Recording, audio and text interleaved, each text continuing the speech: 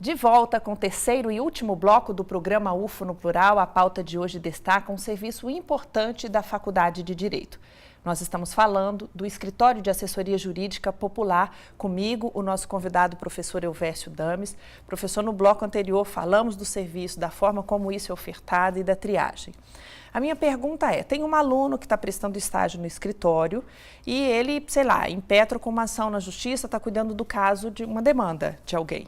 Mas o estágio dele acaba no decorrer dessa questão. Quem cuida desse caso?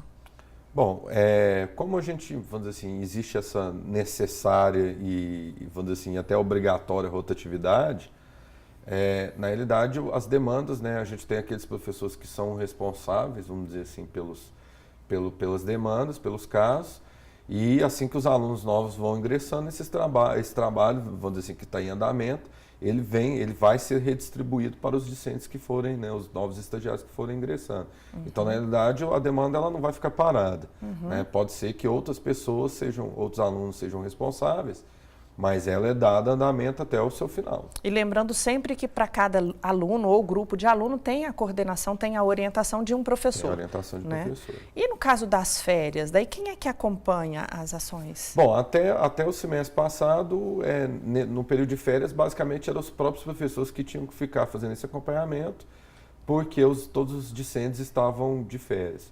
A partir dessas férias agora, né, a gente a gente organizou de uma forma que os discentes também, aqueles que tenham disponibilidade para poder estar fazendo estágio nas férias, eles possam estar cumprindo, né, o seu estágio, suas horas, e ao mesmo tempo fazendo esse atendimento durante o período de férias. É uma espécie de rotatividade. Para facilitar o cumprimento das horas, para poder também auxiliar esse trabalho realizado pelos professores, porque ficavam muito sobrecarregados.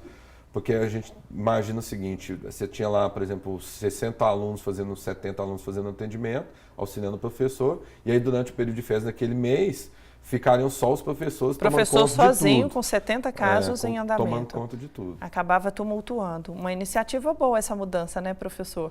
E atende, vamos dizer assim, melhora o serviço, porque o serviço não para, né, vamos dizer assim, né, não que ele parasse, mas que ele poder, vamos dizer assim, ter mais celeridade, vamos dizer assim, e, ao mesmo tempo, oferece para o aluno a possibilidade de estar fazendo estágio nas férias. E mesmo nas férias, a pessoa que está lá fora, na comunidade, que precisa recorrer ao serviço do escritório, ele pode procurar, ele vai ser atendido. Pode. Tem serviço que é só de orientação. Eu vou te ajudar, vou te orientar, é assim que você tem que agir. A gente pode fazer esse trabalho só de orientação, se for o caso de ingressar com a demanda, também pode ser feito. Sim. Mas, inicialmente, sempre a gente passa pela triagem, porque...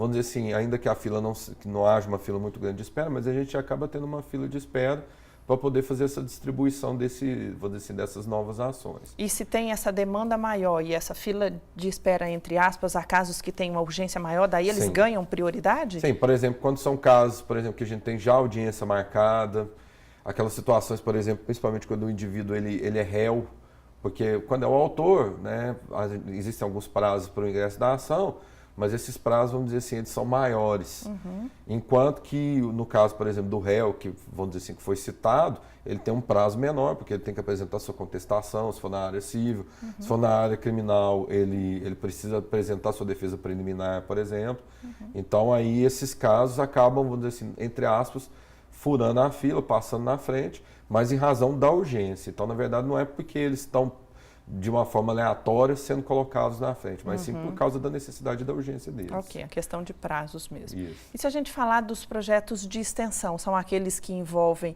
a comunidade, que acaba deixando um saldo positivo ali para um público, está formando melhor as pessoas do ponto de vista da informação.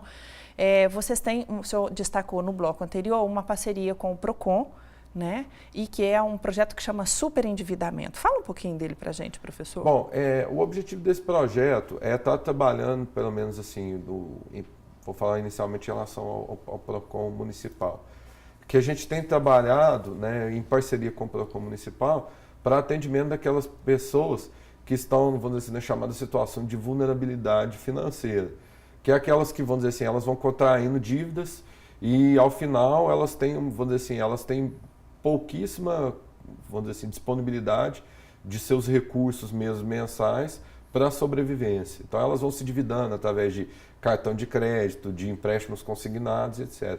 E aí o nosso trabalho é fazer o quê? É buscar, né, junto com essa pessoa, fazer acordo com os entes financeiros, né, e outras entidades em que aquela pessoa esteja devendo, né, de forma com que ela possa, vamos dizer assim, resgatar suas condições de sobrevivência. Muitas vezes acontece caso, por exemplo, da pessoa ter uma renda, sei lá, de R$2.000 e ela, no final do mês, por causa desses empréstimos de cartão de crédito, de descontos são feitos pelo banco já diretamente na conta que ela recebe, às vezes ela está sobrevivendo com R$100, R$200. Ou seja, ela endividou com 80%, 90% de sua renda. E quem é que traz essas pessoas para cá? Essa é uma função do PROCON, por meio dessa parceria? Basicamente, hoje as pessoas buscam o PROCON e aí o PROCON faz o encaminhamento para o escritório. Porque a gente faz o trabalho de parceria. Na verdade, a gente faz o mesmo trabalho que o PROCON faz. Divide-se o trabalho. Eles trazem. E aí a ação é coletiva, professor? São vários participantes? A gente pode, no caso, por exemplo, da parceria com o Ministério Público Estadual, pode acontecer a ação coletiva, né? E que vai ser proposta através do próprio MP. E no caso do individual, nos atendimentos, vamos dizer assim, pessoais, a gente entra com as demandas individuais, quando é o caso. E qual que é o ganho do coletivo? Por exemplo, o senhor vai negociar uma dívida com o banco, mas a dívida é, por exemplo, de 10 pessoas. Aí facilita na hora de negociar? Geralmente não é esse caso vamos dizer assim, de dívidas de 10 pessoas, mas sim algumas práticas que os bancos fazem que não são consideradas, vamos dizer assim... Práticas abusivas, por exemplo? São práticas abusivas, por exemplo. Então, isso pode acontecer. Então, por exemplo, às vezes, hoje, por exemplo, uma das coisas que geralmente acontece, não é que ainda já existe ação, mas isso é uma prática que a gente vê. Os bancos, por exemplo, a partir do momento que eles, vamos dizer assim, que eles oferecem alguma oportunidade de quitação total para a pessoa que estava, vamos dizer assim, que tem um débito muito grande com ele não permite que essa pessoa nunca mais tenha outras linhas de financiamento através do próprio banco ou de instituições que estejam ligadas a ele. Quem acompanha o programa agora e tem interesse, sei lá, uma ONG ou uma empresa de qualquer uma outra área que queira fechar essa parceria com o escritório, como é que ele deve procurar proceder? Ele pode estar procurando o escritório, né? Porque recentemente eu era o coordenador, né, e hoje estou na direção. A nova coordenadora é a professora Maria Terezinha Tavares. Tem um telefone, professor? Tem, sim. Vamos deixar o telefone? 3291-6356. 3291-6356. Tá aí o telefone, então. Muito obrigada pelas suas informações. Eu agradeço. Obrigada também a você que está em casa, encerrando mais uma edição de UFO no Plural. Na semana que vem, a gente tem um novo encontro. E se você quiser rever essa edição a partir de amanhã, ela está disponível em nosso portal. Clica lá, comunica.ufo.br. Até semana que vem. Um abraço para você.